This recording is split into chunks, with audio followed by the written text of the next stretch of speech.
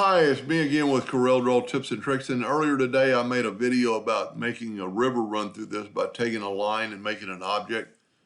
And one of my subscribers, evidently, because he watches all my videos, suggested if you wanted the item to be symmetrical, you could draw you a straight line between the 2 points, and then you have a center. And we're actually going to bring in an indexing line and have it stop on that center. And then you could take your 2-point line or your freehand tool and draw you your, basically what I call a river. Now we need to look at this because I didn't stop very good. We'll get rid of that node and bring this node right to the center.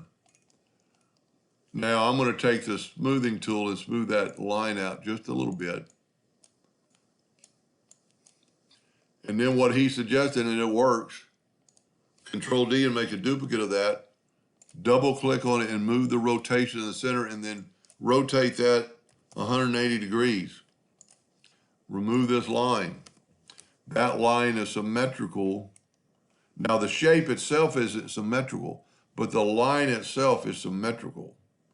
And then all we have to do is like we did before, but we have to shift select both of them and actually combine them. And then we can go down to our pen tool and make it a 10 points like we did before. Now the only difference is that I went past the line here, and with this it's not. So we could actually grab the shape tool. We haven't made it an object yet, so we can make sure we're on that center. Now this might change our path a little bit, but I don't think it makes it enough to make a difference. Then go to Object and convert outline to an object. Then left click, right click, and then pick it and back minus front. Now you have a symmetrical line through your object. Now that looks really good.